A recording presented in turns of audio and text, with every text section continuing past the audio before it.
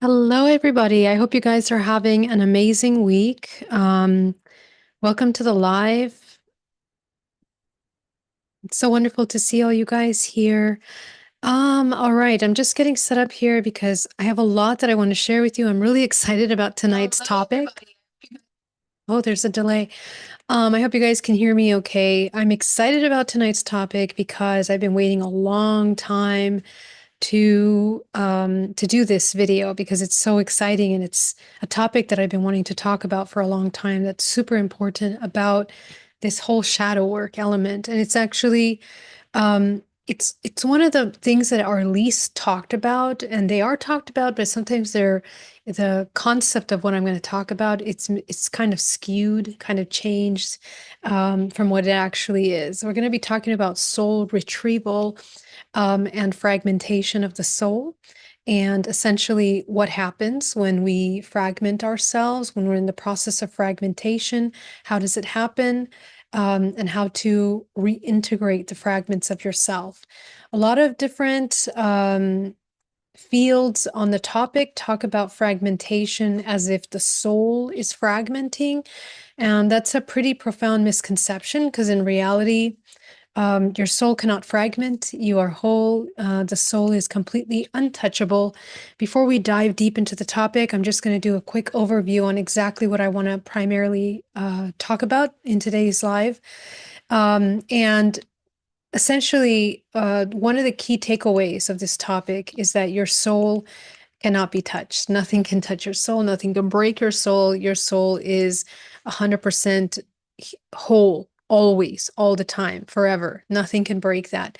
No amount of trauma can break the soul. However, I'm going to show you in a second how we fragment from the essence. Let me put this down here so that I can talk to you. The fragmentation of the self, right? The energy element of yourself, your body, and the energy field of your body is what becomes fragmented. Okay, and I'm going to explain all of that in detail because it's super important to know. If you don't understand how that functions, it's hard to understand how to reintegrate fragments. And you can do any number of shadow work, but energetically, this is really important because one of the reasons why people can't seem to get past certain trauma points in their life, they keep coming back to that. I've talked about that previously, is that because a piece of yourself is stuck, is crystallized in that fractalization, in that field of memory, it's impossible for us to reintegrate that fractal back into the self. It is suspended there. And this becomes a point of reference which you keep going back to all the time. Okay. And so there's a lot of people that can't seem to get past that. This fractalization in the field literally becomes like a black hole in your field. It becomes a completely contractive energy that is siphoning and constantly contracting your life force into its space.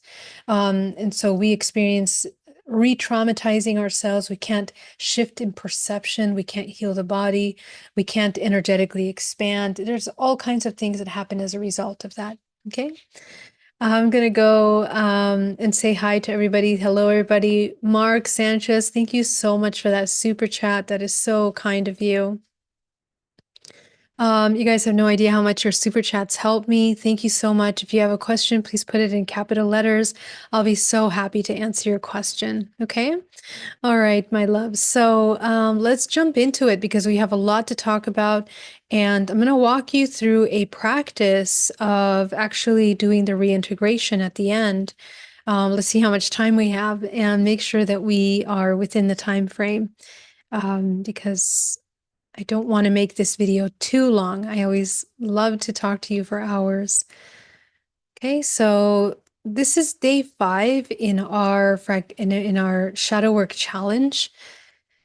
If I were to put this on the top, literally top 5 of the topics of shadow work, fragmentation is really one of the super most important elements that is greatly misunderstood and greatly overlooked because I guess it's because the mechanics of our field have not been fully established. They've not been fully researched and studied to the point where, we have a solid point of reference. And that's completely understandable because we all experience our field a little differently, and we're all learning new pieces of the complexity of the energy field.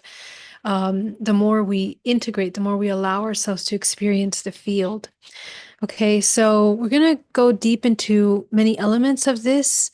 Um, Essentially, we're going to review both the science, so the biology, bioelectricity, emotional, psychological, and of course the physical side effects of fragmentation.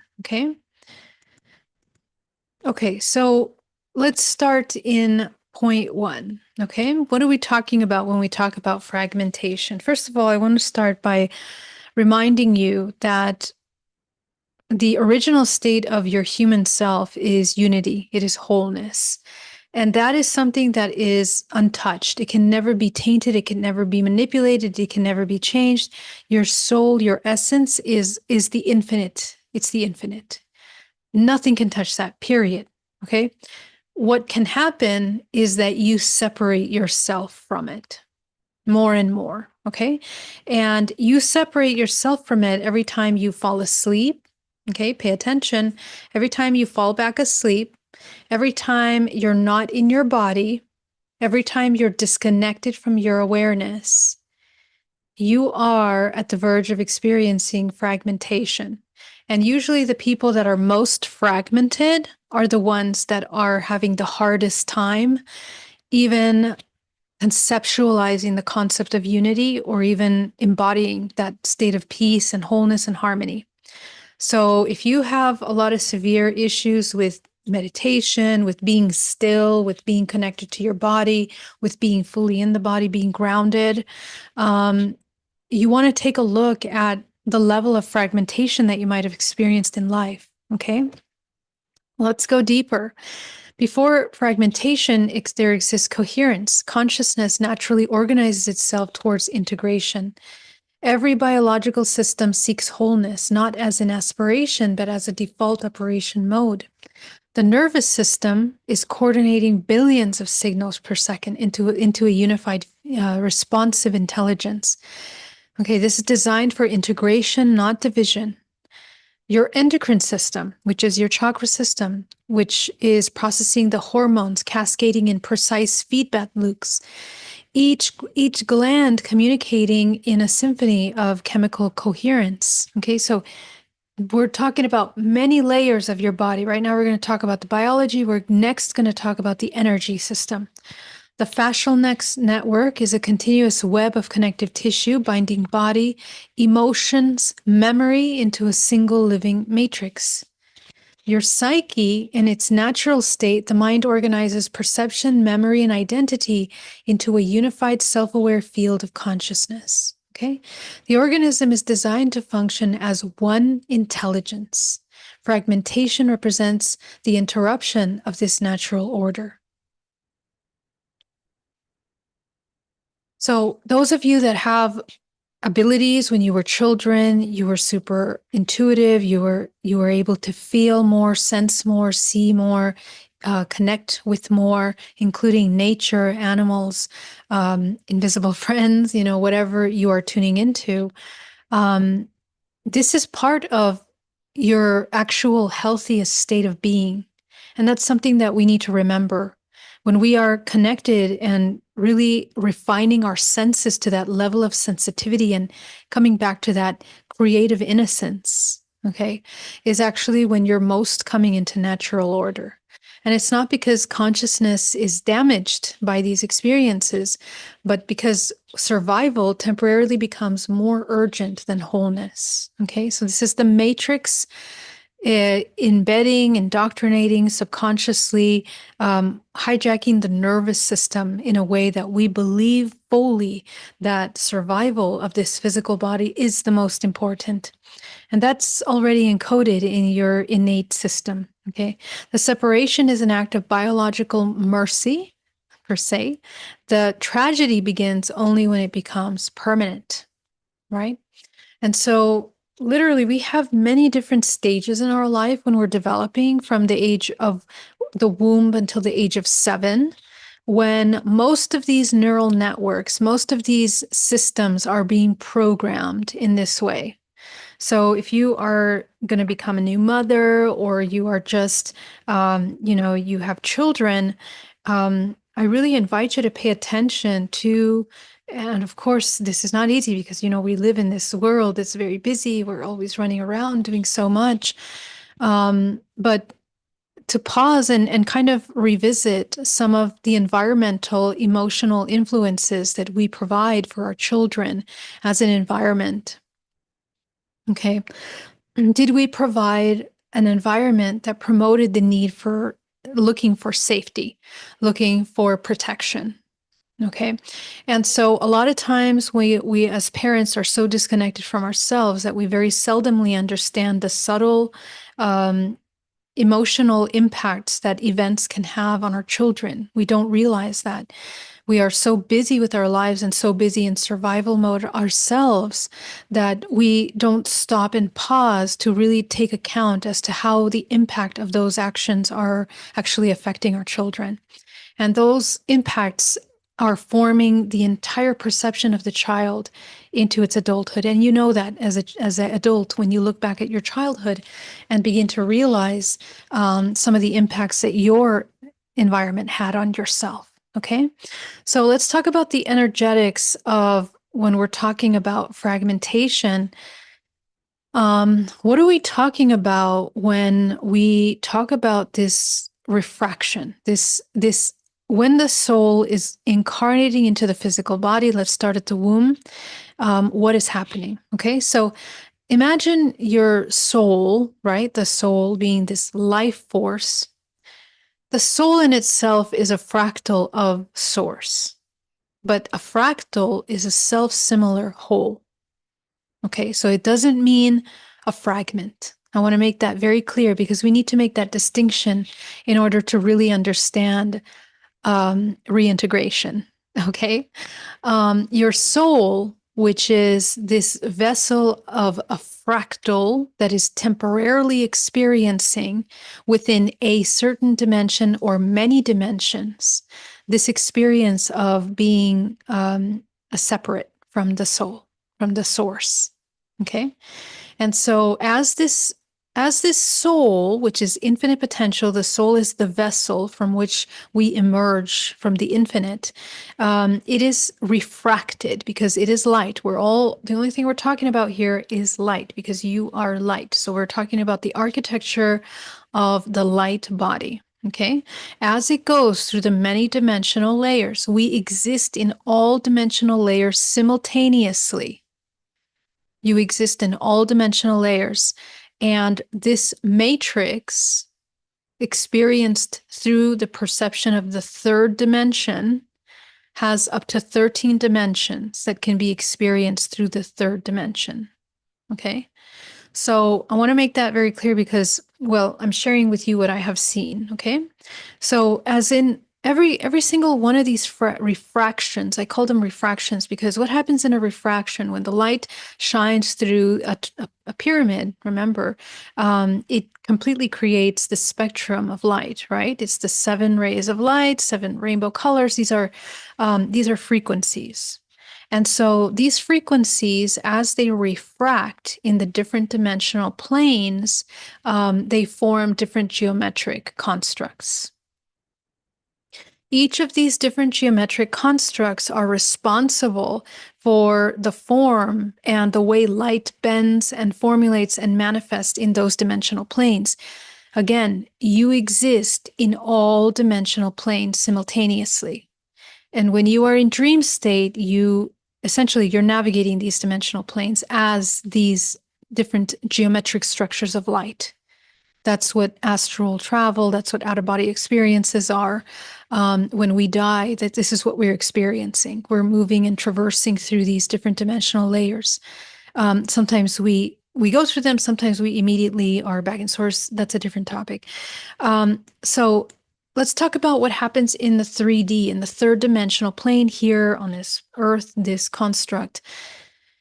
In the third dimensional plane, we have a very specific structure of light as our baseline structure. Okay. Now, the human body can, in the third dimensional plane, embody all of these different dimensional structures. However, the higher the structure that it embodies, the less physically dense it is. Okay. The more of a third dimensional structure, the more material it becomes because it's a denser frequency. Okay. Within this three-dimensional plane, what happens in the body when we experience fragmentation in the refraction process? First of all, your soul, which is this fractal of the infinite, self-organizes itself through frequencies. Okay, so each of your chakras is self-organizing this soul, and within the chakras is fractals of the soul. Fractals of the soul. They're not separate. They are still whole, self-similar whole. However, depending on how you use your energy system, again, when you're born, your little toroidal field is operating beautifully, naturally. Okay, so as you start to, and by the way, the first 7 years is when the chakra systems are fully crystallizing in the body. Okay, so it takes time for the 7 chakras to crystallize fully in the body.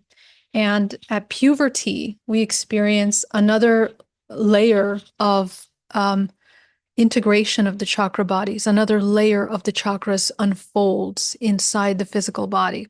When we experience, for women, for example, childbirth, another structure is developing. When we experience that is a fractalization that occurs by the creation of a child.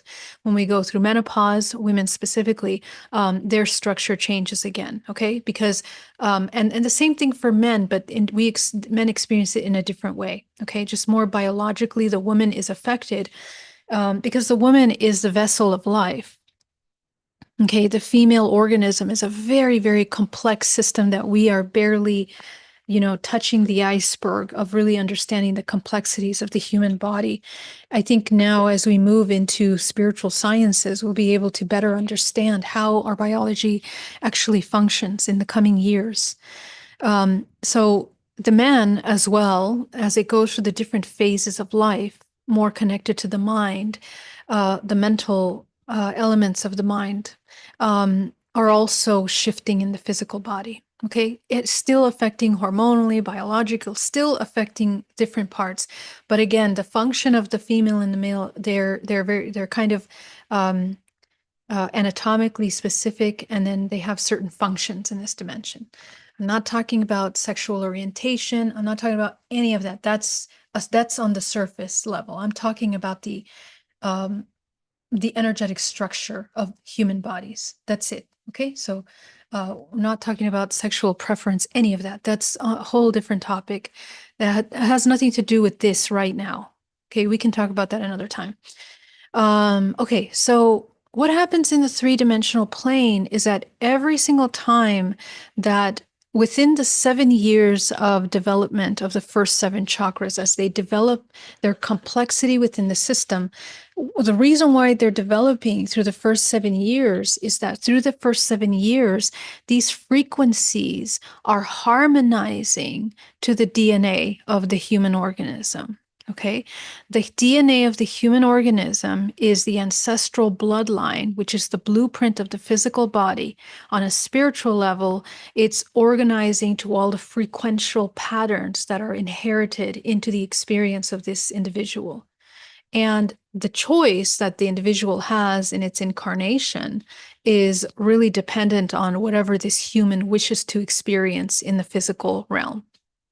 Okay, so everything the human is going to be experiencing, choosing to experience, their chakra system is going to be reorganizing in order to allow for that. This is where we start to develop the first foundational layers of gene selections for this human, right? So remember that we can turn the genes on and off depending on the environment that we create in the physical body. And so within the first 7 years is where we start to create a structure structure of foundation. Now, this is a very flexible structure. That's the thing about the first 7 years. Even though it starts to create a solidified foundation, it's still very flexible. There are two layers later where it starts to kind of solidify, which is usually during puberty. Okay, during puberty, when we start having an influx in hormonal movement, which is the integration of the lower dantian. Okay, the lower dantian becomes fully energetically, structurally integrated when we go through puberty. Okay, and so because this is the creative engine of the body for both men and women. When we go through that process, the entire structure of the body and the physical begins to shift its development. And the body is becoming primed to be a physical creator. Okay, we can now create life on this planet. Okay, so we'll talk about the implications of that on another time. But today we're talking about fragmentation and fractalization. Okay, so what happens in this 7 years is that depending on how our environment is promoting the activation of certain genes, the environment, epigenetically is affecting the kind of data and information that this human is going to be employing in their life. It's creating not only archetypally, astrologically, because there's an entire layer of intelligence there. Okay, so the day this person was born, the month, the moment, the hour, the place, the location, all of that plays a role in the structuring of the frequency of this chakra system. Okay, it's really beautiful. And so what happens is that everything can be overridden eventually, but we're going to learn that, right? When we're here together now, learning about all of this. But it's important to know that, because when we start to access reprogramming, when we're reprogramming DNA, we want to understand, what influenced the structure of this chakra body. How is the nervous system adapting? How's the fascia adapting? The muscles, how are they learning to contract and expand? How is the energy field learning whether it can expand or contract? Are your psychic abilities, diminished as a child, and essentially turned off by the time you hit puberty, which is why in ancient, civilizations and ancient mystery schools, there was always an initiation of the human when they were going through puberty. Okay, that's they're called the coming of age. They did an introduction into society, and this was a process, a ritual, I guess you can say, that was completely misconstrued into an inversion, right? And it was made about sex and for the women being ready to get married and produce an heir. And that was abused by this matrix system. But when this ritual, this type of activity first began historically, it was about the initiation of the creator self coming into the material world, being ready, being primed. And the child was educated spiritually, energetically, emotionally. They would often walk this path of a shaman in order to learn how to come into harmonic order, not only with nature, but within the self, within the psyche, and within society. Okay, so the initiation was about something completely different. It was about becoming a whole human and returning back to the integration, the manifestation, the physical creation of the spiritual self. Okay, that was the integration of the spiritual self into the physical. And so this kind of process, this practice was taken on by the matrix and turned upside down into a ritual, into a patriarchal ritual, to indoctrinate procreation in a way that was productive for society and everything else, right? For the survival of specific bloodlines. Okay, that's a whole nother topic, but the survival of these specific bloodlines that held certain practices that were an inversion of natural order. Okay. And so, ever since these two practices on earth have been splitting, one practice, inverting natural order, and another practice trying to come back into harmonic order, we are kind of rebirthing that deep understanding in our societies now. Okay. So, fragmentation during these first very important 7 years of the life, then into, let's say, 13 to 15 years old, going through puberty. And then from there, there was another initiation phase until the 33rd year of the human body, which the human starts to begin to really learn how to have the capacity to enter into higher dimensions and to integrate higher dimensional layers of themselves. Okay. So without all of that education in our society, we are left with complete ignorance about this energy system. And basically, within the first 7 years, most of us end up closing off our understanding of natural order, our connection to nature, our connection to the energy body. We actually sever that. Okay, so it's a major disservice to the coming back into this natural creative self. So, with the traumas and with the life experiences that happen, now I want to be very clear that even though I'm talking about these things as if the Matrix is inverting things, I want to be very clear that regardless of whether we have lived times on this in this earth that have been more contracted and more spiritual, and other eras where we were more materialistic, which we are in right now, there's still harmonic order on this planet. Okay, this is my very deep belief and understanding, that regardless of all the chaos and inversions of things, there is still, everything serves a purpose. Okay, so we are not victims of any system. All of this ignorance that we have experienced is just an ignorance that we have to just correct, wake up consciousness, become aware of, and just course correct if we feel like it, right? Because this is all about free will in this physical realm. So if the human decides that they want to begin to reintegrate themselves, all of the trauma that they experience in childhood, every single event creates a fragmentation of themselves. Okay. And fragmentation is not of the soul, it's of the identity that's created by this being. The identity that's created, or the lack of identity, the lack of understanding of the deeper self that's created by this human. And so, literally, they become crystallized. They don't necessarily look like crystals. This is just a pretty image for you to have a visual understanding of it.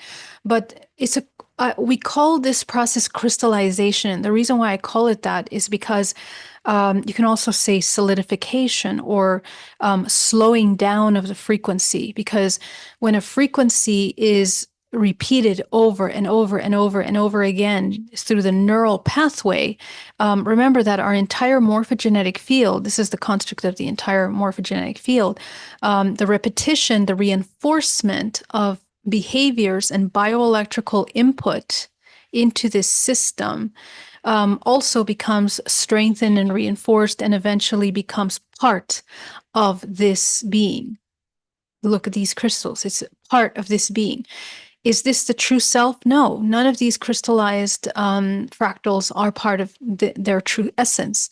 Their true essence is this infinite source. Okay. And so basically, when we talk about healing, this human literally just needs to remember that they are none of these things. The process of that psychologically is what you and I are going to talk about, because, of course, psychologically, in the logical mind, things get more complicated because we have an identity that has become separate.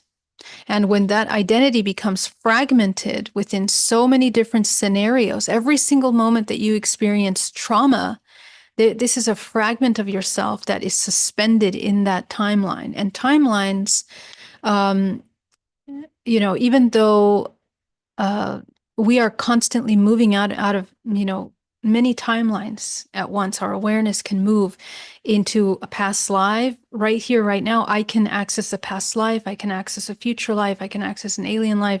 I can access my ancestral lives just from sitting right here. Okay, so we are able to access the field. Everything is a spherical system where everything exists simultaneously. And so that is the construct of the mind, the physical, the energetic, which allows us to do something called reintegration. If we don't reintegrate these aspects of ourselves, it means that these points in our field are literally like suspended life force that has become dormant. Let me expand this so I can zoom in on it. Okay. So what happens is that these fragments of ourselves, this is pieces of this self. Okay. And since this human is so identified with all of the external experiences that have happened to them in these traumatic experiences where they did not know how to respond. Every single time you don't know how to respond to an experience, that is trauma. And your frequency drops. There's a distortion. It is a disassociation that results because you then don't know how to be fully present in the body because the present is overwhelming. So usually the body you will check out. Anytime you are out of your body, you're checked out, you're in la la land, you are daydreaming, even if you're driving your car unconscious, you are experiencing fragmentation.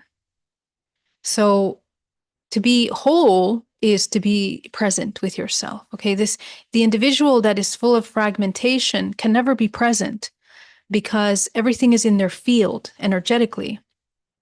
Psychologically and mentally, they keep going back to the past. Energetically, their energy is depleted and dispersed within the field. All of their life force is reallocated. Okay, so how can this human be fully a creator in the present moment if their entire essence is completely dispersed? Okay.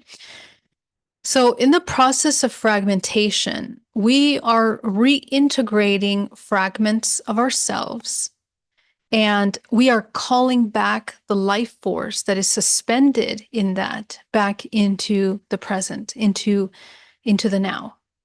And the now is source. It's returning to wholeness. Okay? It's returning to wholeness. Okay, so just remember that when I talk about fragmentation, because a lot of people think like, oh, fragmentation, I'm broken, I'm done, I'm destroyed, I can't be fixed. No. And so another element that a lot of people talk about is entities and attachments when we talk about this topic. Okay. So what I have come to understand, not only through my own travels interdimensionally, out of body, near-death experiences, is that everything is us because we are one. Because this is the way that this construct functions is that we are one. There's no separation between yourself and anything else outside of you. And that this is true also when we discuss entities, attachments, these kinds of these are fragmentations of ourselves. And there are many layers of fragmentation of yourself. Okay. And so I'm going to come to this image. This is how I see the field. When I see someone, I see this entire structure of the body. And many psychics see the same. Okay. What are we looking at? They see it differently. They might see it very differently. It doesn't matter. What I'm saying is that everything, all the information of you, of your past and of your present, which again is not a linear construct, is available within your field at any given time. And so when an intuitive person tunes into your body and reads what's happening in the field, they're looking at all this information to see what's fully present here. There's lots of interesting, intricate dynamics to this system. I drew this image using different dots of color. The different colors represents frequencies. Let's say that the darker frequencies represent more slower moving stagnant energy. Let's say the lighter colors are representing a little bit higher frequency moving energies. Every single dot is a thought form. The closer the dot is to the body, the more it's being reinforced on a daily, momentarily basis. Okay, this is a constant belief about yourself. It's a thought form that you repeat perhaps several times a day. It can be this deep belief that you're unworthy, this deep belief that you're unimportant, invisible, whatever, any whatever idea it is that you believe in, but you're constantly playing in the back end. Those are going to be those points that are very much in your field.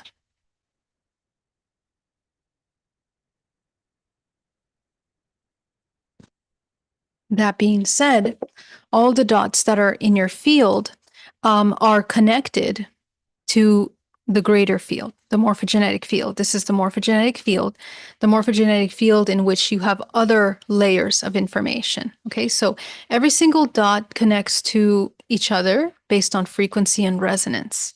And so this belief system of being unworthy takes you back to a memory as a little baby, as a little child.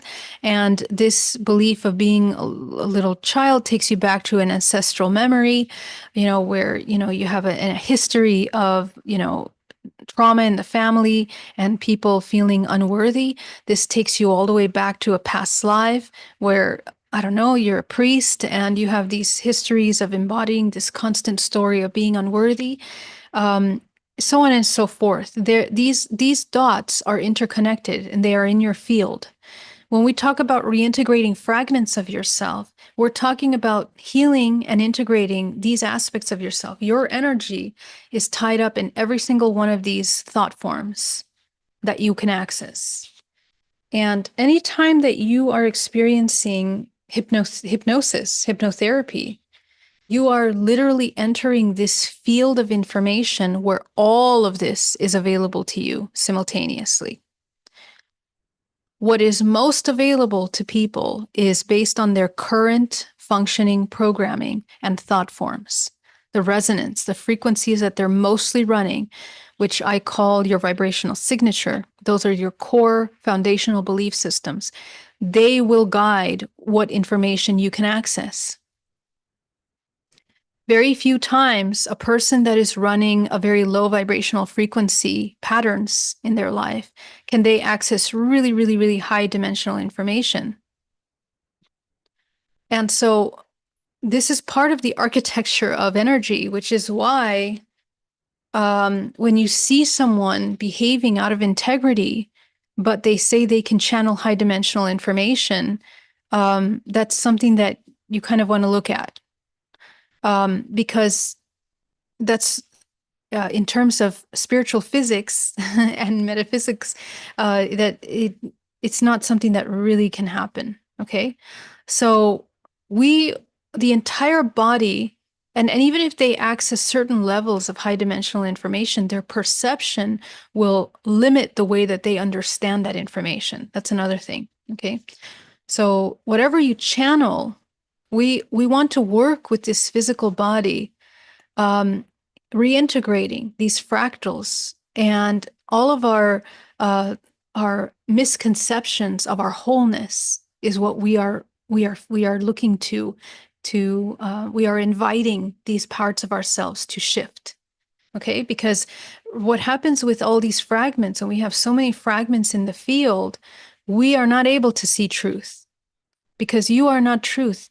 Your entire belief system is based on this, and this. In this very simplistic example, okay? These are what is contributing to the epigenetically, what is creating the environment of your body. Okay. And again, the first 7 years, you're developing this little baby. As they live on throughout their life, those are reinforced, and you're going to encounter many other individuals that have crossed your path within your morphogenetic field because that's your resonance. You are born into the families you're born into because of resonance. What's the resonance? It is the choice to experience something for your development, whatever that is. It can be something extremely traumatic. It can be something very mild. Okay, you can choose to be famous and have all of those experiences, rich and famous, have everything supposedly. You can learn to experience that. So, why is it important to reintegrate our fragments, and what happens in the arc of waking up consciousness? Okay. What I discovered through DNA reprogramming is that when we follow the emotional pathways of these thought forms, is that every single memory is connected to the next. And you know that because when you meditate and you start to feel an emotion, it takes you back to a memory of a childhood. And then another memory opens up, and then you feel another emotion, and then another memory opens up. Okay, so when you're doing that, very simply, we do that in every meditation that we have here.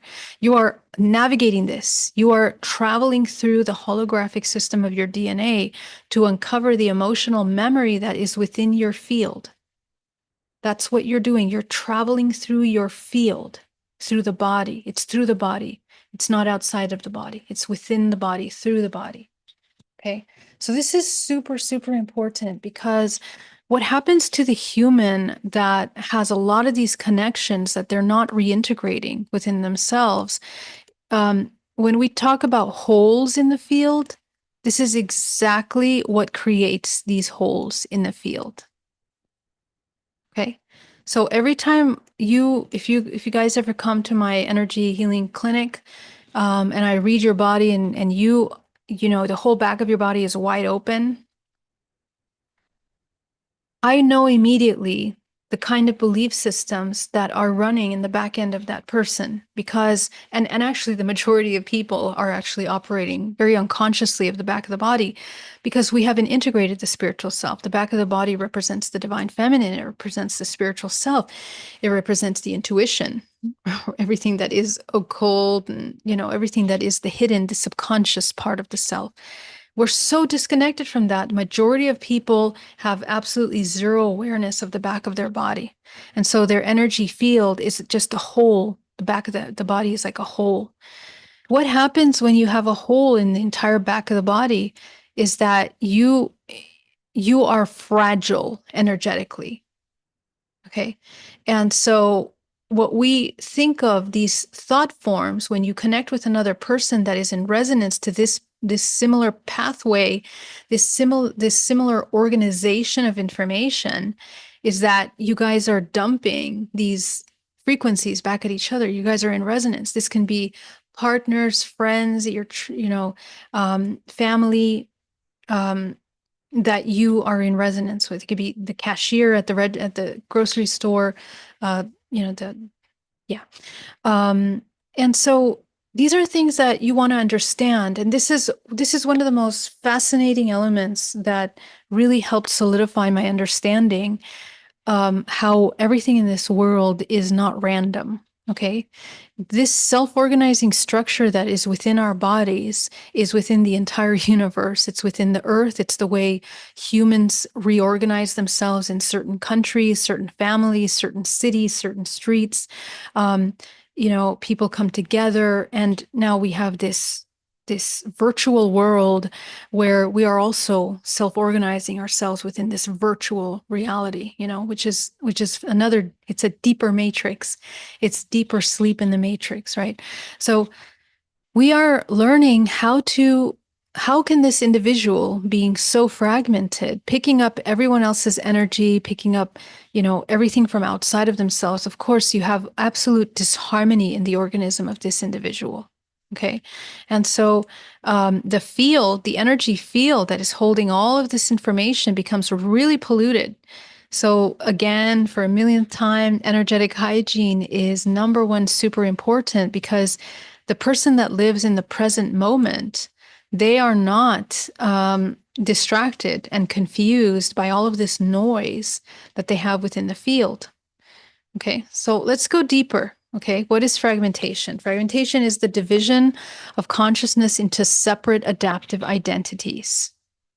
Each fragment preserves a specific emotional reality, a frozen moment in which a particular way of being was required for survival. None of these fragments are false. Each is an intelligent survival technology, a miracle of psychological engineering born under pressure. The personality, as most people experience, it is often nothing more than an organized negotiation between these fragmented states. That's why we talk about the personality as this mask, a shifting coalition in which different parts take the stage depending on context, threat, or reward. What feels like you in any given moment may only be one voice among many. Okay. So I just want you to think back to a past experience where, you were so certain about yourself, you were certain about why you were doing something. And then later you may have realized, oh, that was not the right thing to do. You may have realized the consequences. You may have realized how it affected other people. Um, that is a fragment of yourself that is really, it's operating from what it knows in that moment. And so when we talk about victim and abuser, these are the parts of us, these dormant aspects of ourselves are the ones that are playing out these roles in our life. Okay. Fragmentation is not pathology, it is an intelligence under constraint. The question is not how to destroy these parts, it's how to reorganize them clearly enough to offer them rest or reintegration. We have the fear carrier.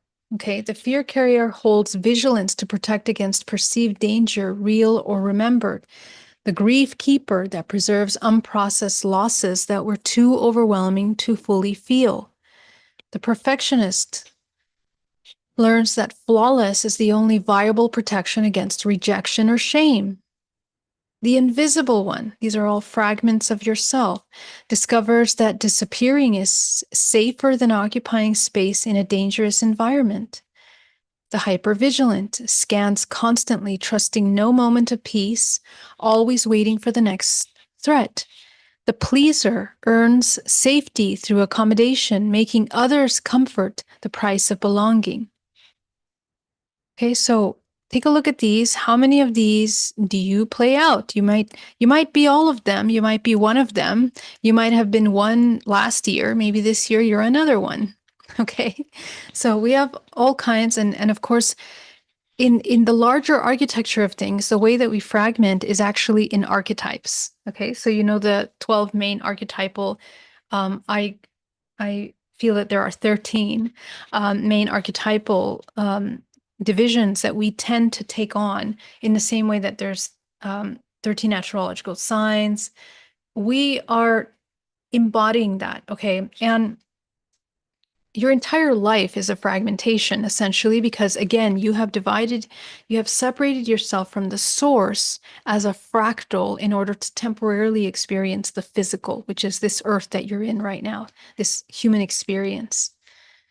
So let's talk about trauma. And when I talk about trauma, um, a lot of people sometimes want to really hold trauma like a shield.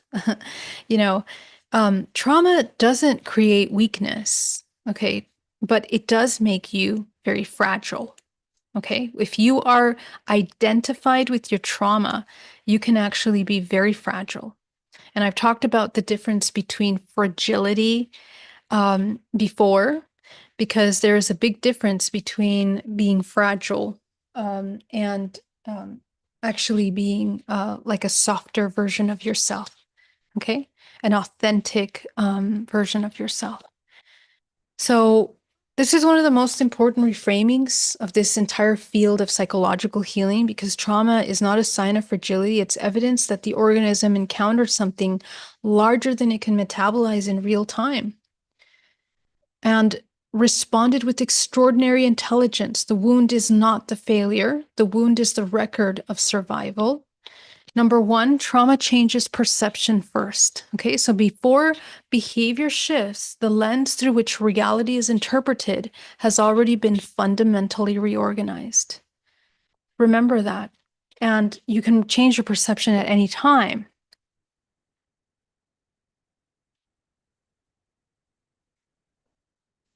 The organism begins asking new questions.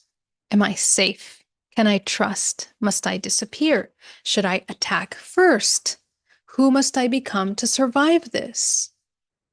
Okay, so these are the questions that we start to ask. Every answer becomes a fragment because all of these are compartmentalized separate parts of your whole self. The whole self doesn't have these same questions. A tree doesn't question if its leaf falls, dries up and falls. It doesn't say, "Hey, come back, don't fall." It allows that dried leaf to fall. But the complexity of the human is constantly in these questions. Okay. Identity slowly divides around protection rather than truth. And the most important element of healing trauma is that you understand what truth means. Okay. And that's a really hard one because people that are traumatized, when we are traumatized, we think that truth is based on our experiential belief system. It's based on our personal experience. It's based on our perception of reality. It's based on our personalities that we've worked so hard to build. And that's not truth. When we talk about truth, we're talking about harmonic order. Okay. And harmonic order is operating in laws of the universe. These are intrinsic, indisputable truths. And that's the kind of truth that we're talking about. And so if you take one of these questions and put them against these laws of the universe, they just don't make sense anymore. They just, right? Am I safe? Well, how is that? What are you separate from something? Is it true that you're separate? No. Is it true that you're separate from other? No. Okay, so on and on. This is something that we need to learn how to reorganize. Let's talk about the biology of fragmentation, because the autonomic nervous system, which is the most important sensory organ in the body that is translating experience into biochemical, bioelectrical responses in the body.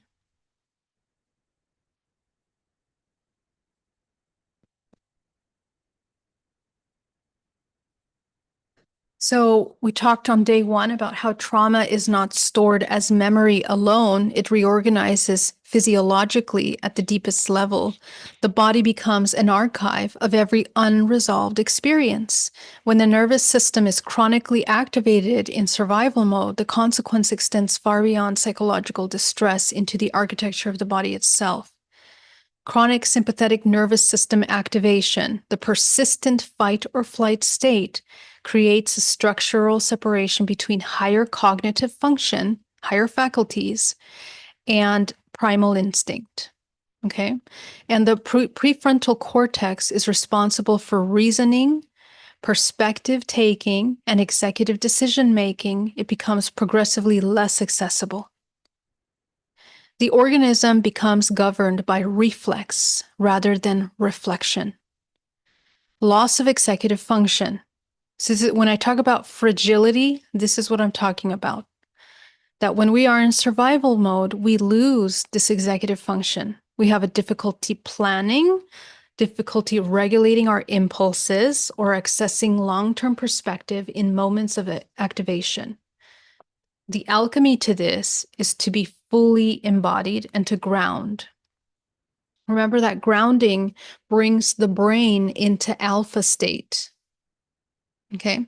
And so the brainwave states that you're occupying when you are in this constant state of chronic sympathetic nervous system, the body cannot access alpha state. It barely touches alpha state. And this is scientifically proven through neuroscience. Okay. For those of you that have studied neuroscience and learned how to map the, brain waves, usually when they do, what is it called? Can't remember right now, but they do the neurological stimulation. If anybody can put that in the chat, what is that called? Stimulating pathways in the brain in order to stimulate certain brainwave states. I forget the name. I've talked about it many times here. But what you'll find is that they stimulate the brain so that the brain can come into alpha state. And this is really helpful for people that are like, severe drug addicts, severe mental psychological conditions where they just cannot access that alpha state. They've gone through so much trauma that they're completely separate from that. They just can't embody that anymore. So they need some assistance in repairing that. I'm a fan of the organic repairing of that, okay, over time through meditation. But there are many techniques that are used for that, okay. The reduced capacity for empathy, right, which is what we see in narcissism, right? So the nervous system prioritizes self-preservation over attunement to others. And in narcissistic studies, the person that is most narcissistic has gone through tremendous amount of trauma to the point where they cannot feel empathy for others anymore. Okay. And so that's a biochemical, biological, bioelectrical distortion in the body. Compulsive behaviors, the psyche seeks relief through repetition, even when the repeated pattern is harmful. Hypervigilance, threat detection system remains permanently armed, unable to distinguish past danger from present safety. These are all the ways that we become extremely fragile. Okay. And so this is because it's very easy to break someone that is not grounded, that is coming from impulse.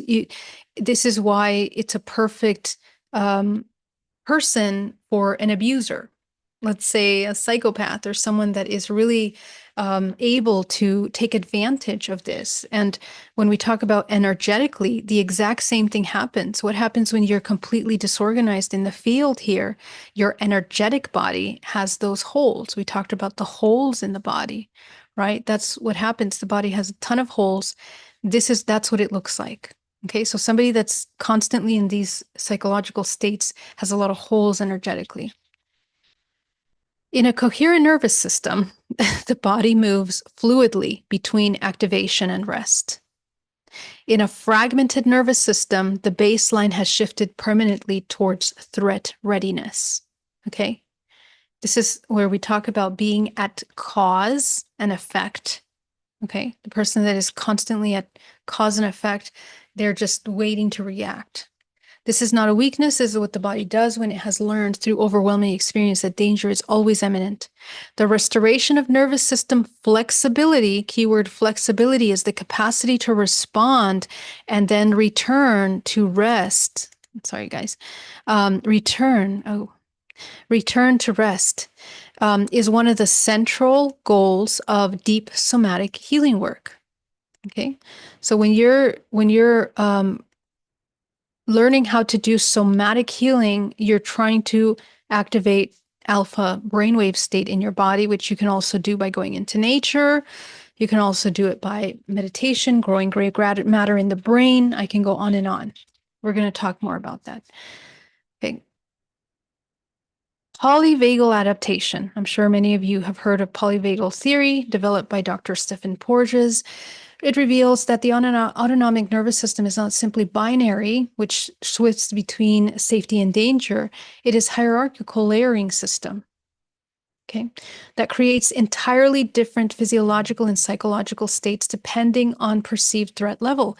Most profoundly, it creates what can only be called different selves.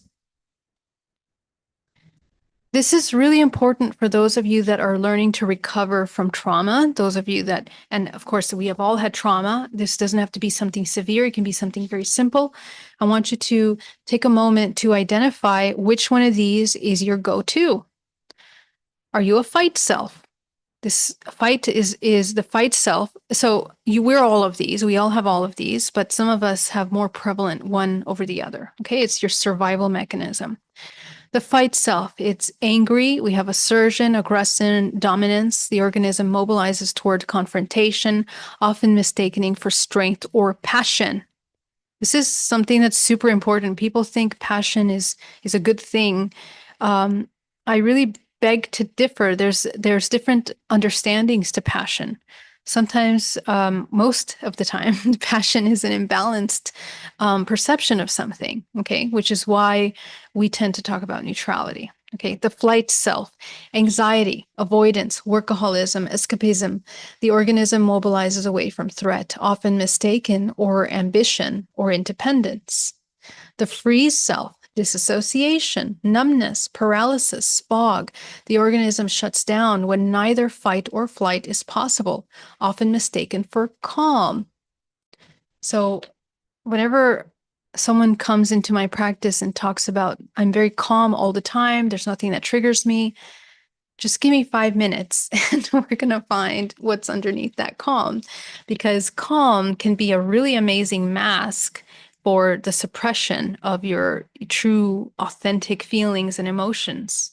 And you might have learned to freeze your emotional expressions. Okay. For those that are maybe emotionally unavailable, emotionally stunted, this is a huge thing. The collapse self, helplessness, depression, shut down, surrender, the deepest dorsal vagal response. The body gives up what the mind cannot bear. Okay. Fawn self, appeasement, people pleasing, compliance. The organism learns that accommodation is the most reliable path to safety. So I really want you to take a moment to kind of just integrate some of these fragmentations, these adaptations that we take on as a result of trauma. And it's usually really clear when you've studied yourself enough, you can recognize these in others very quickly. You can know when somebody is a people pleaser, when they're always, very compliant and so nice, that there's a lot going on underneath there. The person that's so calm might not be that enlightened being that you might think. Okay. And in the same way, the person that's always fighting may not always be, these strength. It might not always be a person full of strength. Okay, so let's move on. Talk about the fragmented brain, a little bit of neurology here. When we talk about neuroimaging, research has provided extraordinary evidence of how trauma literally changes the architecture of communication within the brain. Okay, so this is really just super exciting and just beautiful to me because in the same way that the brain changes the way it's communicating within itself, so does the energy in the field, in the morphogenetic field. Okay, and I'll talk about that in a second.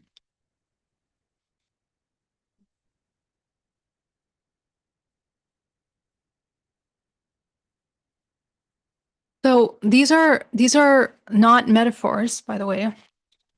These are measurable disruptions in the connectivity between regions that in an integrated brain function in continuous dialogue.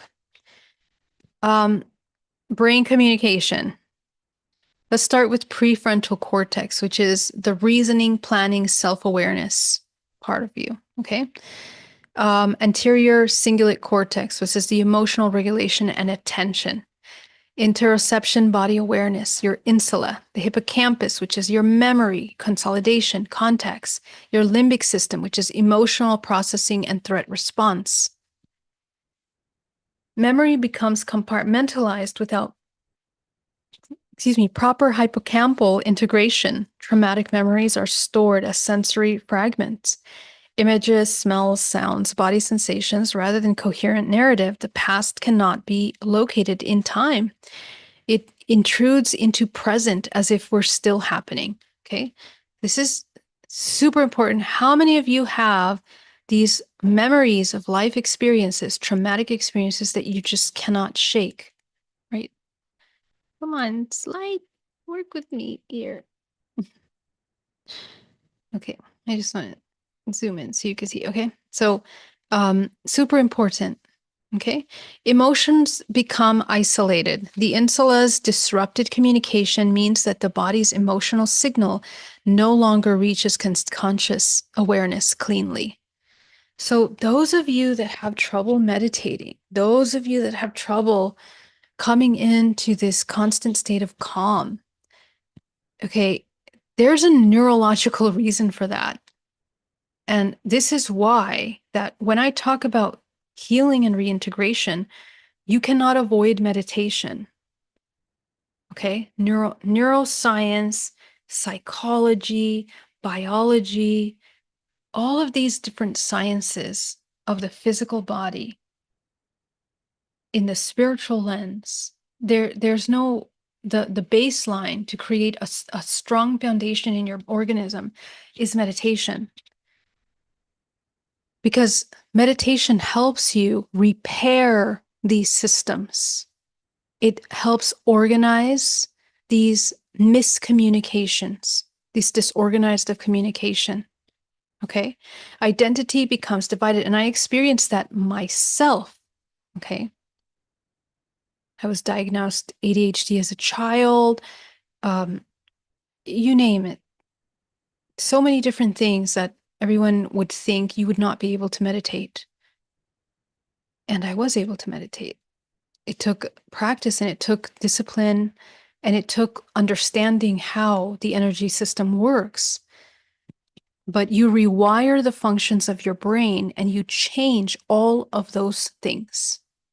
Okay? Identity becomes divided. When the prefrontal cortex cannot integrate input from emotion and somatic systems, the sense of self loses its center. Different parts of the brain operate with different agendas, creating an internal conflict that characterizes fragmentation. Okay, so let's talk about I'm going to share all these images with you guys, but the fragmentation of the brain, it really affects, how we feel. Okay, from feelings of disconnect. Okay, we feel lonely, difficulty thinking, clearing, making aligned decisions. We feel overly sensitive.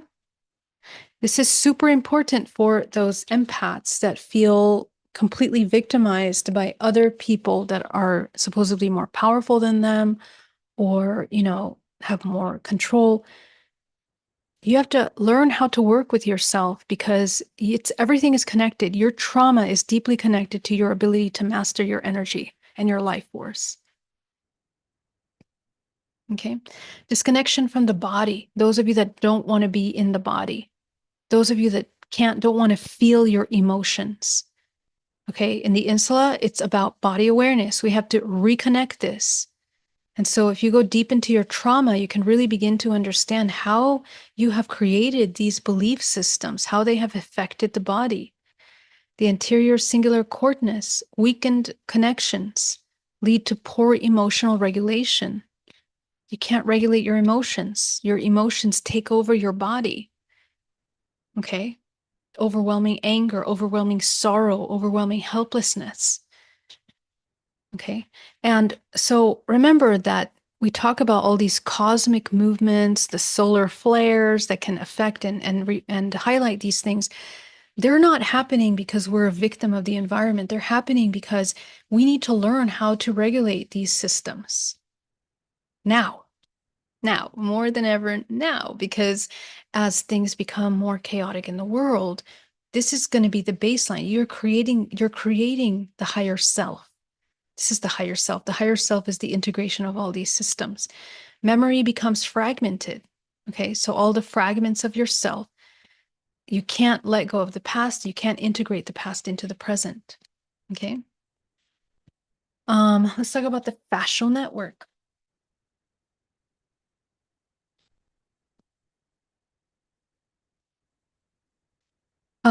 Restricted fascia becomes frozen history. We talked about this. In the same way that in the field, these thought forms are becoming crystallized, your body also becomes stagnant, dehydrated.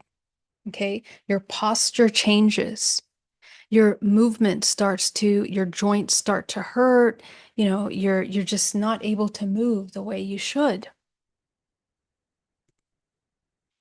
Hormonal consequences of fragmentation. This is something that's not talked about a lot, but is so important to healing, to spiritual physiology. Okay. The endocrine system, which is your chakra system, is among the most important sensitive registers of psychological coherence. Chronic fragmentation produces measurable cascading hormonal disruption that ultimately undermines the organism's capacity for resilience, connection, and vitality. I'm talking about the chakra system. Okay. Each hormonal disruption compounds the other. Elevated cortisol suppresses oxytocin, the bonding hormone that makes deep connection feel threatened. Dopamine dysregulates and creates compulsive seeking of stimulation to compensate for a blunted reward system.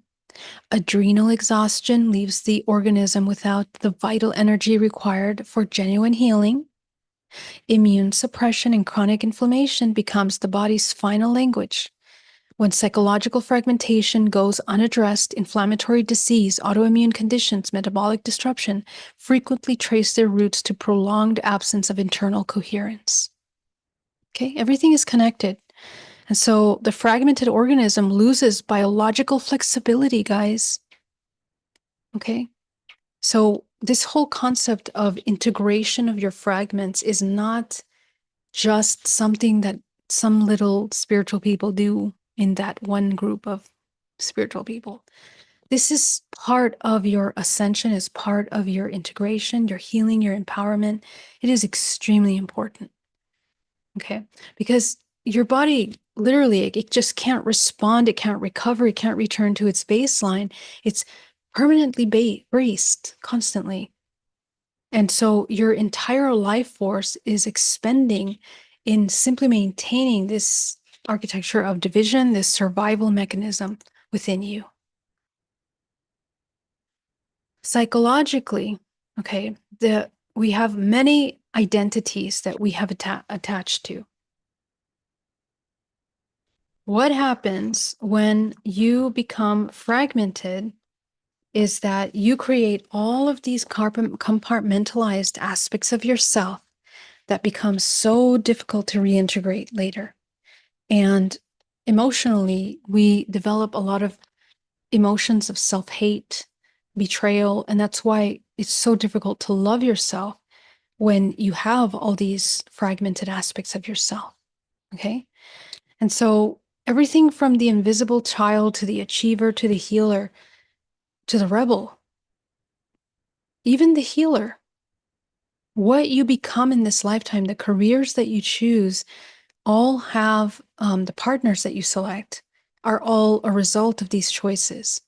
So there's nothing deeper to understand that the more fragmented you are, the less free will you have.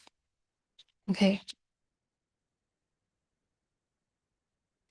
Let's talk about the energy of fragmentation. Number one, biofield incoherence. We talked about the body as a field that becomes open, from which parasites, illnesses can enter into the field and disrupt the field. But the electromagnetic field produced by fragmented organism loses the organized rhythmic patterns associated with resilience and vitality, which is associated with harmonic order and the natural systems of this earth. Okay, which are connected to the meridian disruption, right? Subtle energy pathways lose synchronized flow as the field, as they travel through, they become fragmented and dispersed.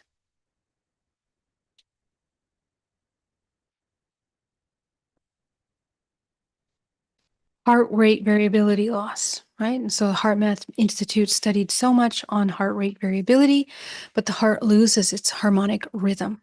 Okay, in Chinese medicine, you can tell when somebody is ill or has any kind of pathology, some issue in their body, if their heart rate is beating in a different way. Okay, and so we have vital ways of beating the heart, and then we have weakened states. Brainwave disintegration. Different neural networks oscillate at cross purposes rather than in coherent integrated patterns. The mind literally cannot think as one. This is affecting your spiritual expansion because in dream state, you're not dreaming, you're not sleeping properly. First of all, you're not creating melatonin, which creates the DMT in the brain, which allows you to navigate dream state lucidly, which allows you to become absolutely available for parasites of every kind, everything from, MK Ultra kind of parasites and government abductions to higher, lower dimensional beings in other dimensions. We are collecting parasites and having a lot of parasitic experiences in the body. Okay. Yeah, so the direction of vital force in the fragmented organism, vital force doesn't gather and deepen, it disperses. Remember, in traditional Chinese medicine, when you practice the cultivation of life force, you actually have more energy as opposed to depleting your life force in a centrifugal manner. Okay. Centrifugal consciousness, energy constantly moving outward. Okay. So, centrifugal consciousness is the dominant mode of the fragmented psyche, unable to generate coherence from within. It reaches perpetually outward towards validation, stimulation, conflict, drama, identity, and comparison. It is not laziness or weakness. It is the only way it internally divided system knows how to sustain itself. Okay. So just take a look at how many of these things you participate in, and you kind of get an idea of where your energy system is at right now. And I want you to check into your body and how much of your energy is dispersed in all of these things just today. Okay. How much of your time did you spend seeking validation, external identity, pampering, consumption of things, or even addictions of any kind, conflict and drama? Okay. How much of your time was spent on those things? When we are in a centripetal consciousness, attention returns inward. Centripetal consciousness is the hallmark of the integrated psyche. Rather than reaching outward for fuel, it turns inward, gathering scattered attention, condensing life force, and allowing presence to deepen. This is not withdrawal from the world. It is the discovery of stable center from which genuine engagement with the world becomes possible. Okay, we're talking about attention returns to the body. Your presence gathers. Your coherence increases, which creates vitality.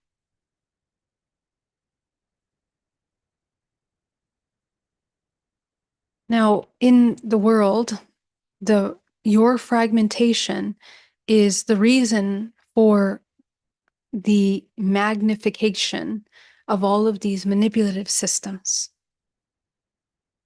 because you feed the matrix through this fragmentation. Okay, a person that's fragmented is very easily programmable. A coherent human being is extraordinarily difficult to manipulate. You can't manipulate, you can't tell them what to think because they're operating on a whole different system. Okay, so attention is economy's deeper secret, right? Attention in the modern economy is the primary resource being harvested. A divided psyche cannot sustain. You okay, baby? Baby? Oh, it's okay, baby. It's okay, baby. Sorry, kitty cat's traveling some dimension that's scary for her right now. Sorry, guys. She's okay. Okay, a divided psyche cannot contain deep, prolonged, discriminating attention. Without sustained attention, there can be no sustained consciousness. Without sustained consciousness, the capacity for genuine self-determination dissolves. Fragmentation becomes economically valuable precisely because it makes the human organism dependent on external sources of meaning, identity, and stimulation, all of which can be monetized. The deepest act of sovereignty available is in the modern world, therefore, is to recover the coherent self. The integrated individual does not need to be told who to fear, who to want, who they are. Their inner world generates its own orientation. Super important, guys.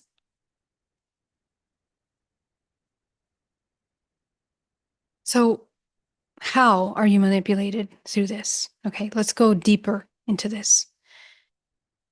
When we talk about fragmentation, um, how you heal fragmentation is compassion. And this is something that when I first practiced this in my work, I knew the word compassion and I heard the word compassion. I had studied concepts of Buddhism. I had attended the Rinpoche's visitations, all the time coming to the Bay Area. And they talked so much about compassion, but I didn't learn what compassion was until I did deep shadow work. Okay. I didn't really understand it. Compassion is the gateway to love. Love not as a romantic emotion, love as the infinite potential that lies within us. Because compassion is the unifying force of all things. Okay. So even obviously across many spiritual traditions, they talk about this, everything from shamanic to Vedic, Kabbalistic, Sufi, indigenous. Unresolved psychological wounds are described as conditions that render a person's vulnerable to destructive external influences. Whether one interprets these as literal, non-physical entities, symbolic representation of comprehensive patterns, or persistent unconscious complexes, operates below the threshold of awareness. Practical work remains precisely the same. Increasing coherence, self-awareness, and psychological integration is the key. Okay. When we have persistent shame, this creates a deep psychic openings through the belief that one is fundamentally unworthy of wholeness or protection. When we have addictions and compulsions, we have repetitive unconscious seeking behaviors that bypass the will and reflect underlying fragmentation seeking relief. When we have extreme resentment, we have prolonged, unprocessed anger that turns inward to create self-consuming loop of psychic energy. Okay. When we have psychic dependency, parasitic relationship patterns in which one's sense of self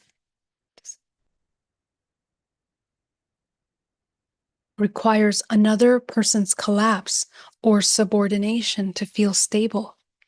Okay. Codependency.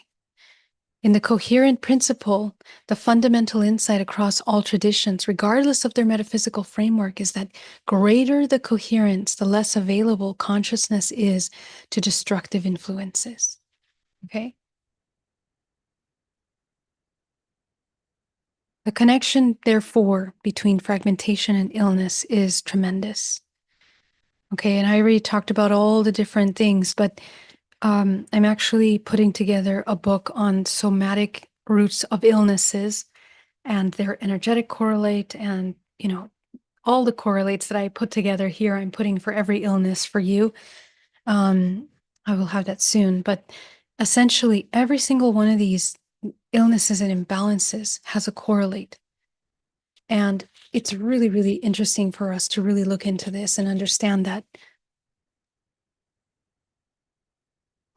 So there's obviously an intelligence between this fragmentation, and it's not that it's an enemies, but it's really important to understand what the use is. The realization changes everything, that every fragment froze at the moment of becoming necessary. It formed in responses to a specific threat, a specific wound, a specific absence, and it has been faithfully holding that position ever since, not because it's pathological, but because no one ever told it that emergency was over. No one ever came to relieve it of its post. So when we do shadow work and we're doing integration, we are relieving that part of itself from that post, that job of protecting or surviving, I should say, that experience. Okay. And what happens when you alchemize each one of these fragments? Sensitivity. Okay. The fragment that learned to feel everything deeply carries extraordinary perceptual gifts. All of your intuitive faculties. And this is how you activate higher octave DNA. is the integration of these aspects, the capacity for nuance, attunement, and emotional intelligence that the world desperately needs right now is the core of that psychic abilities.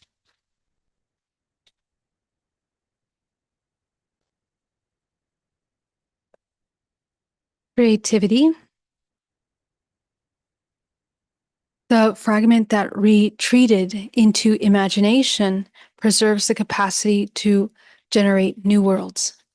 I talked about that yesterday, about how imagination is different from co-creation. Okay. Discernment. The hypervigilance fragment carries a finely calibrated threat detection system. When integrated, it becomes an extraordinary perceptive wisdom. Discernment. Compassion. The fragment that learned to feel others' pain in order to anticipate and prevent harm carries a depth of empathetic resonance that becomes a genuine gift when it is no longer driven by fear. These are your superpowers, guys. And within each of these layers are so many gifts that are necessary. Okay, so how do we reintegrate? Okay. Number one, recognition. You need to recognize that a fragment was created. You need to see the fragment without distortion.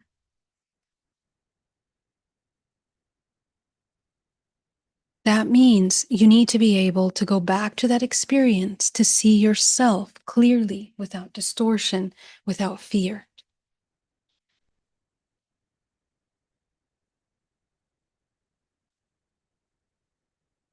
How do we come back to these experiences without fear? We create somatic safety. How do you create somatic safety? I've taught you a very, very, very powerful tool called reading state. Number one, you create a bubble of protection. You need to reprogram yourself to understand that the bubble of protection means that nothing can affect you.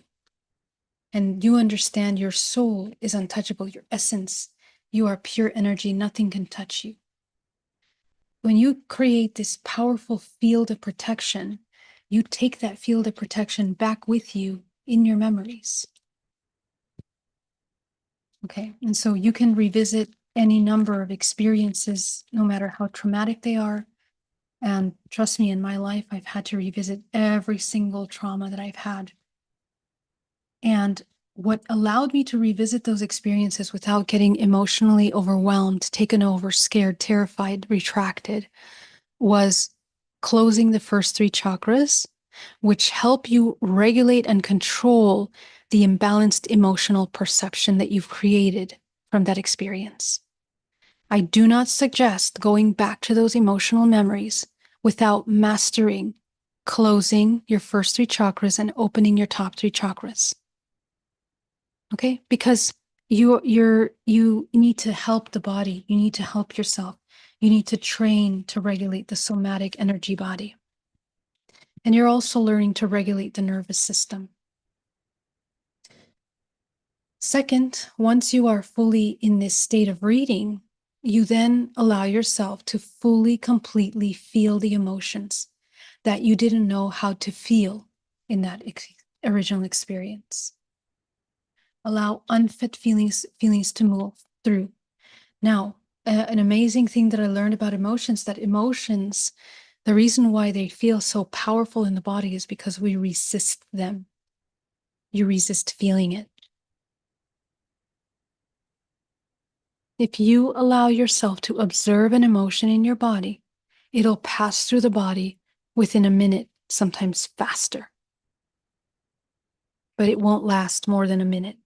The only time it'll last longer than a minute is if you're resisting, if you're afraid, if you're judging, if you're continuing to stay in the original perception that was created through the trauma.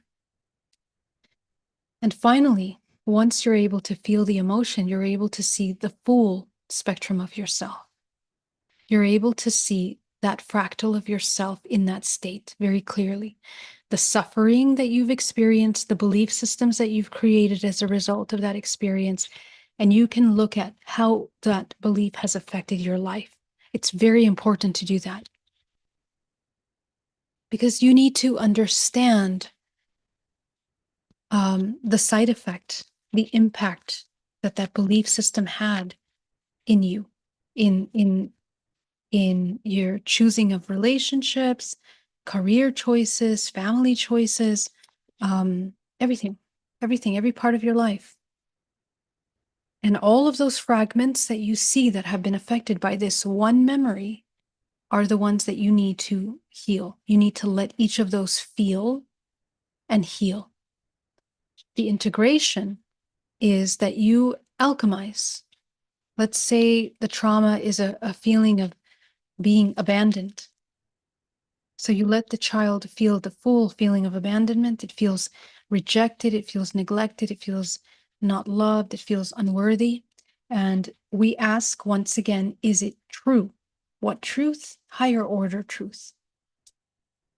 If this belief system is created by temporary truth, by, let's say, a father that was also a result of trauma and disconnect from himself, that cannot be the truth. It's his truth for survival, which then made you feel that truth for survival. But truth for survival is very temporary. It's incomplete. So once you are able to integrate and allow these fractals of yourself to feel fully, you can then allow them to have everything that they require. Okay? Everything that they require in order to completely be that original self that it needed to be. When you talk about this, so the modern term that everybody uses is soul retrieval.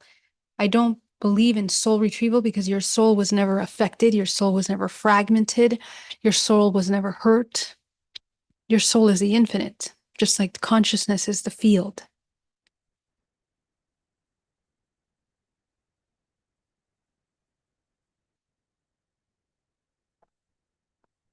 You are retrieving fragments of yourself.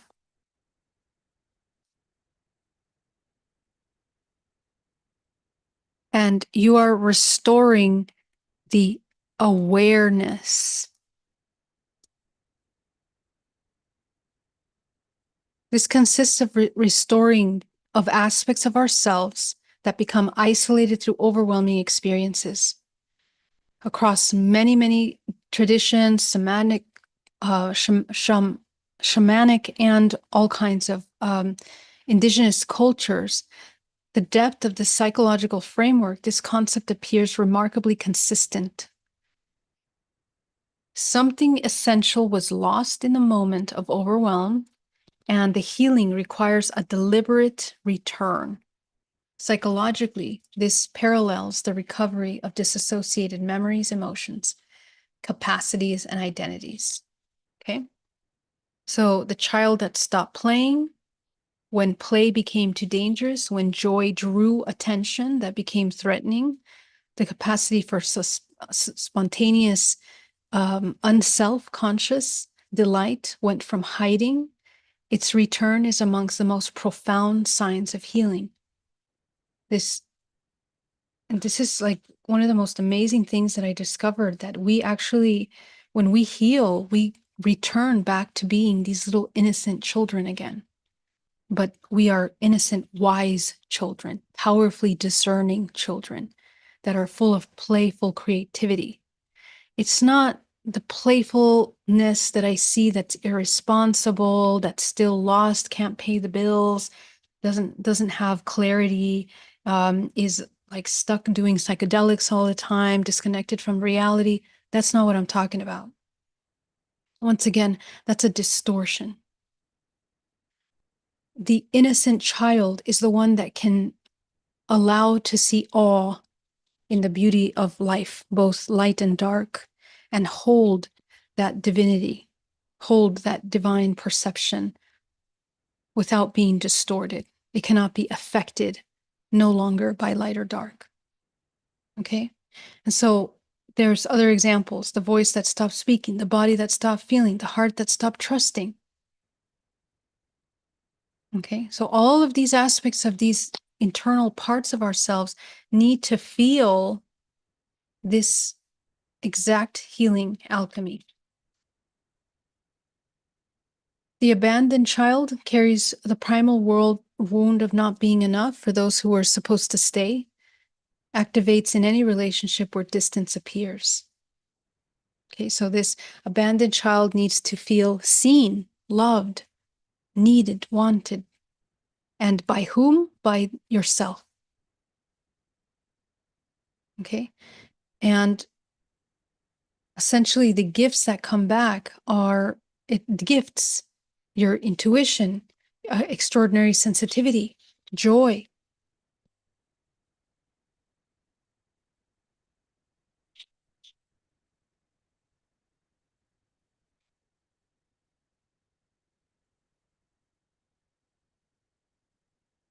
When we experience reintegration, we return bioelectricity into the body. Okay, and what does that mean? As we learned the other day, that memories are bioelectrical. What happens when the body becomes more conductive is that we recover memory, we regain creativity, we activate intuition, we get clarity of our dream states, we have an embodied, integrated higher self in the physical, and we have greater creative potential. Okay, so the whole point of all of this is resulting in this activated self. We talk about activated DNA, activated human, the new human. This is the new human right here. This is exactly what we are creating through ourselves, through our self-healing. We don't want to create from deficiency. We create from expression, our truth. Oops. Okay. Stillness replaces urgency. Real love replaces attachment. Discernment replaces fear. Creation becomes expression, embodied expression.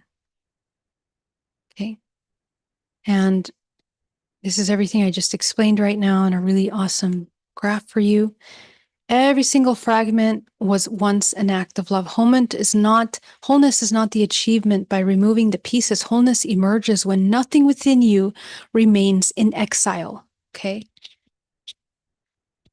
Healing is to become whole. Love is whole. It is the all. And so you are learning how to become whole, how to become one again. Every single fragment is an act of love towards yourself, self-love, becoming vast enough to hold every part of yourself within the same compassion you would offer a frightened child who only ever wanted to be safe and loved. Let every part return without requiring that it first becomes something other than what it is. The exile is not returned when it's perfect. It's returned when it's welcomed. Nothing remains in exile. Every part of your shadow needs to be brought to the light. That is the alchemy. That's the true alchemy and the true integration of yourself. Okay? Amazing, guys. So this is the end of today's class.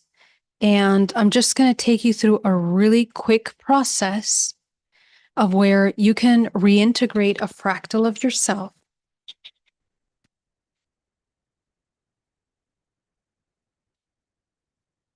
So go ahead and tap into the strongest emotion that you had today. And I want you to take yourself back to the very first time that you felt that emotion.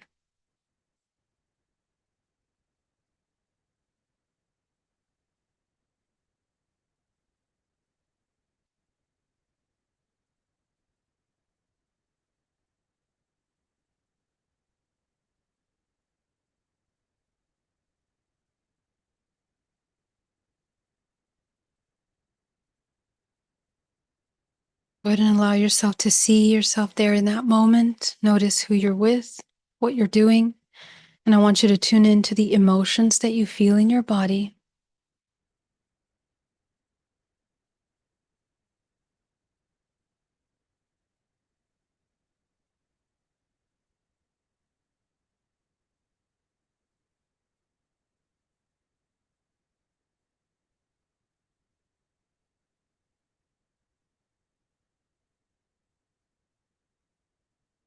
Go ahead and name out the emotions that you're feeling.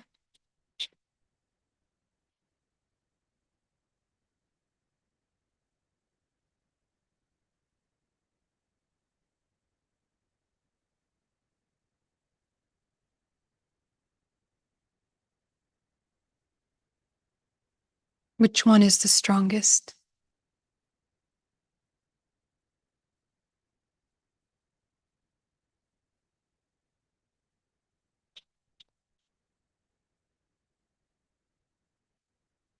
Go ahead and be present with that emotion in your body.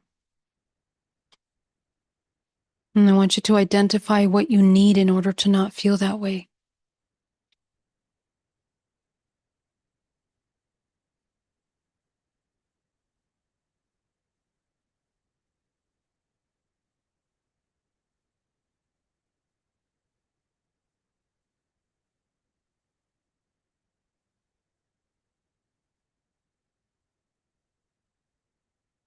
Take a look and question what led you to have this belief of this feeling to begin with. What are the belief systems that were created through this experience?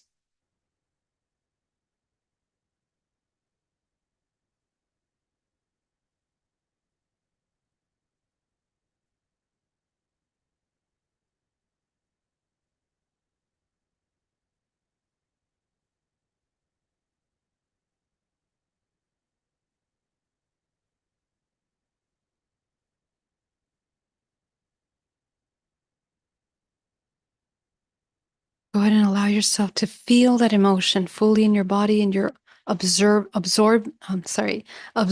it. So if you get stuck in the feeling, shift to observer.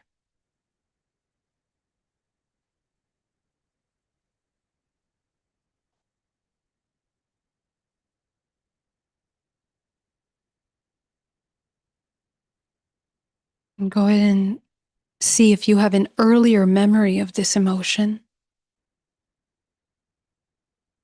Take yourself there.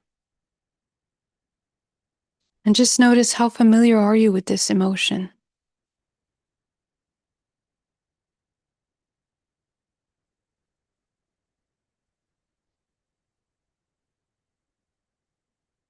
Is it your emotion?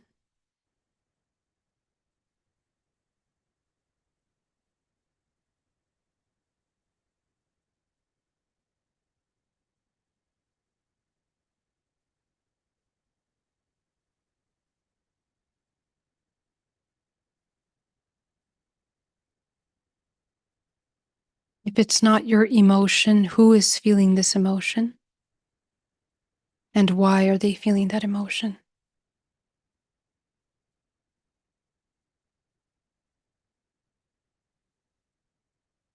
You're allowing yourself to see other perceptions outside of yourself.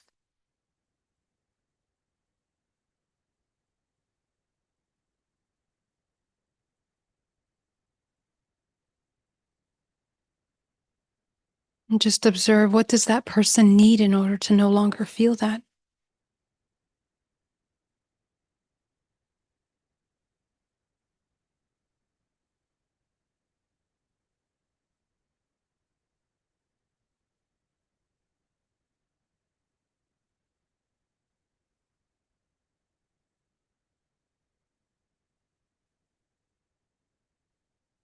Begin to notice how you can shift into compassion by observing their need. And you're also beginning to access memories, understanding why they didn't receive that need, why that need wasn't met in them. You might also begin to notice why that need wasn't met in yourself. Even further, you might be noticing how you've repeated not meeting that need in your own self throughout your life. How you might be repeating the same program over and over again.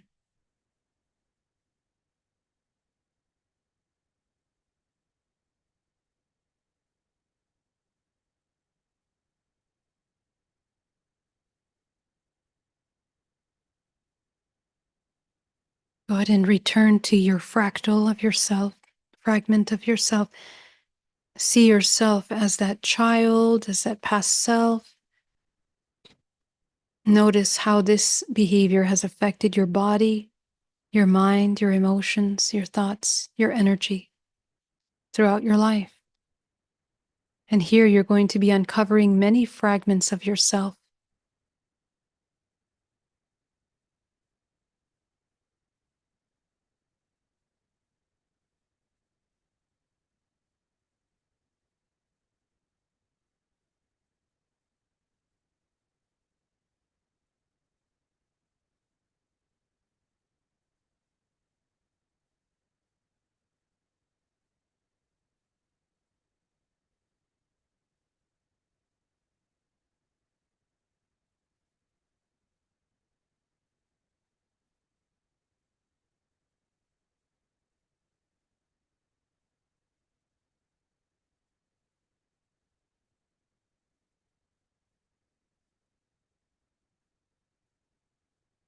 Allow yourself to acknowledge the feelings and the emotions that arise in each of these fragments of yourself.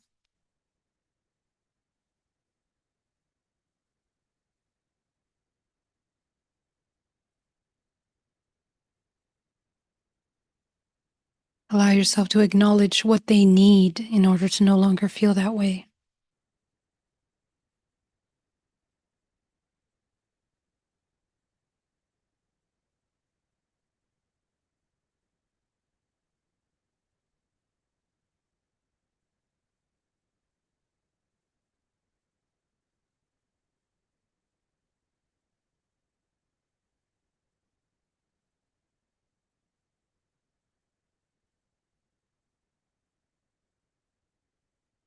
As you allow each of these fragments to begin to receive exactly what they need, let yourself feel in the body what it feels like to receive that need being met.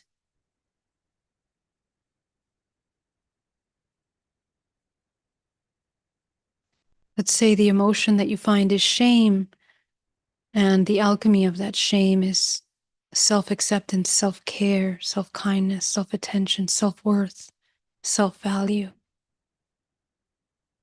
Allow those fractals of yourself to feel that within themselves and feel it within your body, here and now.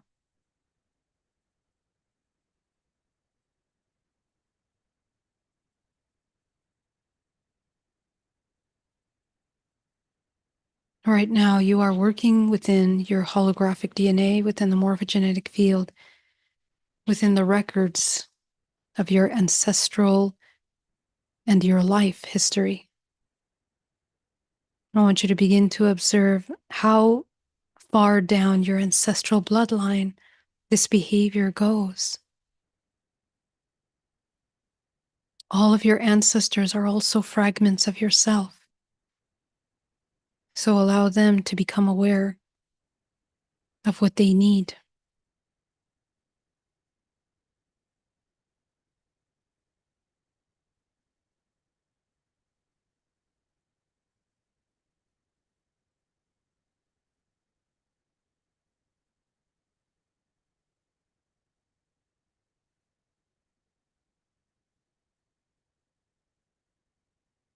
Go ahead and allow yourself to integrate these fragments of yourself into your body now, into one self in front of you.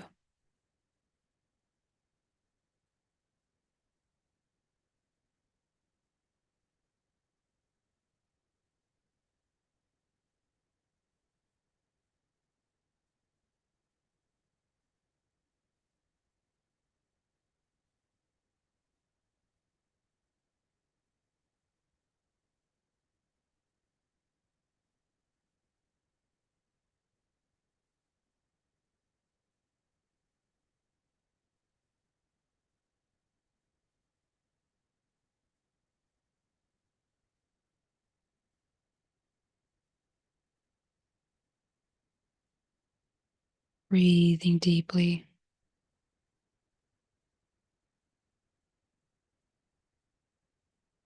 And as you integrate these fragments into your body that have become one, I want you to repair your field, the bubble around your body,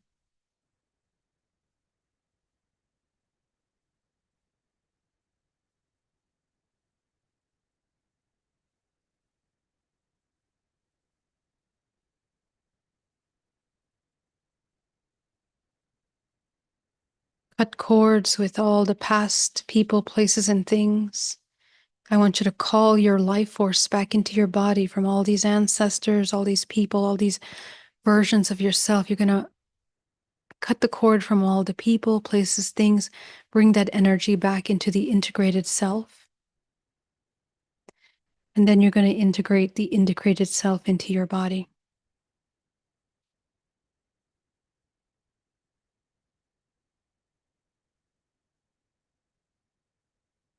So as you see this integrated self becoming brighter and brighter, lighter and lighter, brighter and whole, larger and larger,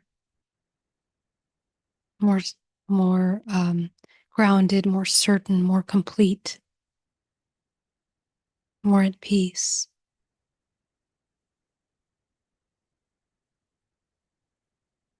Go ahead and integrate that part of you into yourself now.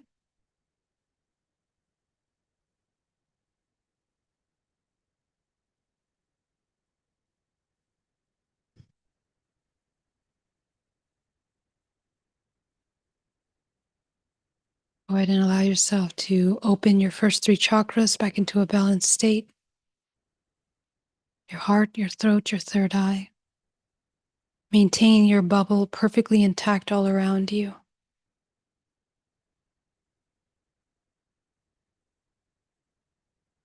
And when you're ready, you can allow yourself to come back into the room. You guys did amazing. This was a very quick run through of the practice. I teach this practice in depth on my channels. So if you guys have questions, please go ahead and see some of my other meditations that I share with you.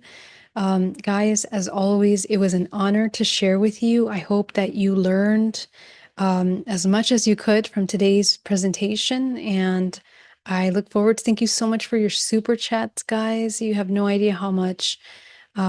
It's such a joy to receive that from you guys to support our community and our family. Yeah, so thank you so much. Hi, Sunita, Tom. Welcome, Cosmic Joe. So great to see you, Lisa. Andrew. Oh, so great to see you, Andrew Gnomes. PJ, Doug, Marilena. Good morning, beautiful. Good morning. The Vixen C. Welcome. Lisa, you're amazing. Thank you so much. Stardust. Thank you, Geraldine. This was very helpful. Appreciation. Thank you so much. I hope that this helps, guys. I'm running a little longer than I should, so I'm gonna just take one question before I end today. Let me just come over here. It's going to be the last question here. I feel, Geraldine, how do I forgive myself? In past, I stayed in a toxic relationship. 13 years later, I see he's very lovely to his wife. I feel rage towards him. I'm still healing. I feel why I made myself available for nonsense. He didn't apologize or was accountable. Why I put up with the sense. I feel so much grief for my younger self.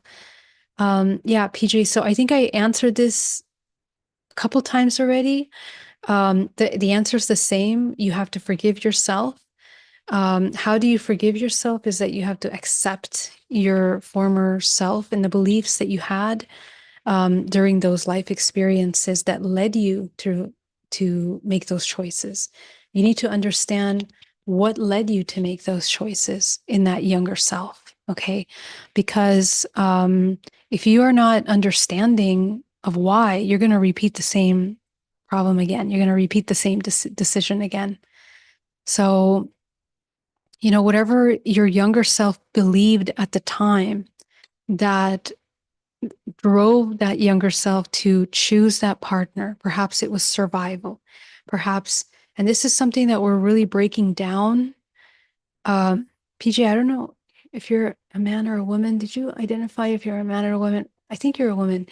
Oh yeah, he's with his wife. I'm making that assumption. Please excuse me if I'm wrong, but whatever you are, sometimes when we have certain constructs and belief systems about the roles we're supposed to play as women or men, we really we need to deconstruct that. As I talked about the matrix today, there's a lot of patriarchal concepts in this era that we're in right now. And there's a reason for that. It's the healing of the divine feminine that we're going through right now. And that divine feminine is healing even more as we move into this higher layer, higher evolution point in the human race. But the healing of the divine feminine is the destruction and the dismantling of the patriarchy, patriarchal influential systems that have run a lot of our construct of the matrix, indoctrinations, roles, sexual roles, right? What does the woman need to look like, play? What does she need to behave like? You know, a lot of our society has been brainwashed into thinking that marriage and being with a man is the only thing that we have and we should aim for. So that leads to a whole plethora of problems in our identity, our survival, right? What we think is safe. I mean, there's a lot of things that are adjusting in our society. Maybe we thought that we needed to get married in order to, have stability in our lives, to have a partner, to have someone to protect us. Okay, so I really want you to look at all of your belief systems. I want you to look at the history of relationships in your mother's bloodline, in your father's bloodline. What led them to make their marital choices? Did they have a choice? If they didn't, why? I really want you to look at that because all of that is what made you make this decision. And you need to look at your beliefs about marriage because that's something that a lot of my clients from around the world are starting to revisit is the concept of partnerships and relationships because in the spiritual dynamics, we have a lot of ideas that relationships are forever, right? Marriage is forever, but really, every relationship is for growth. Okay. So this relationship, even if it was abusive, even if it was toxic, it was a catalyst for some growth. You need to understand why. What is that? And from there, once you understand those patterns, you need to forgive yourself for those beliefs that you had that drove you into that relationship, the parts of you that you betrayed, and you need to forgive yourself. You need to understand your bloodline, forgive whoever you need to forgive, maybe your parents, maybe social pressure, maybe whatever it is. And that is how you will be free of that. I already addressed the issue of apologies and all that. So keep that in mind. Buddha Doug, thank you so much for your generous super chat. You are so kind and amazing. Thank you so much. I'm so grateful. Lisa says, what is the best way to deal with this wild eclipse energy tomorrow? Yeah, so I'm actually doing an event tomorrow. I forgot. I want to invite you guys. If you guys would love to join me, I'm actually going to be doing a group hypnosis for it. But the eclipse tomorrow is, let me actually, I don't even, we like haven't even had time to like promote this event. It's just something that came in a meditation on Sunday that I need to talk to you guys about on the 12th during this eclipse because it's a really powerful energy. And basically, what we're going to be covering is we're going to be working on the original mirror, the early structures of recognition and belonging through which we learned who we needed to become in order to remain connected. So the whole point of this eclipse is really about, yeah, I'm glad you asked too, Lisa. Thank you. It's eclipse, and then it's also Leo and Aquarius. Okay, so Leo and the esoteric language is about the heart. It's about coming into unity consciousness. Aquarius is about coming into unity consciousness, into a higher order, and coming into the technologies of the heart. Okay, so this eclipse is all about you discarding everything that you thought you needed to be in order to survive this old world. This eclipse really marks the beginning of a new era. And, many years we will look back to this moment as a launching pad, just the way 2020 was, into a new way of being and thinking and acting. So I really want you to kind of think about, what did you need to become over the past 10 years in order to survive your life in the way that you thought? And we're going to let go of those survival mechanisms and come into your authentic self. Okay. So the questions that I'm asking is what identity has what identity has completed its purpose? What am I still exhausting myself to preserve? What future am I constructing to resolve my past? What life force becomes available when I release it? Who remains when there's nothing left to prove? Okay, those are some really important questions that I want to invite you to ask tomorrow in the eclipse. So please join me tomorrow for a group hypnosis. I can't wait to share that with you. I love you so much. I hope that today was an amazing educational session for you, and I cannot wait to see you soon. I'll see you tomorrow. And yeah, the link to register for that is below. We actually haven't even opened ticket sales yet for that. So I'll open it immediately after I publish this video and you guys can check it out. Okay. Love you so much. Have an amazing night and I'll see you soon. Bye.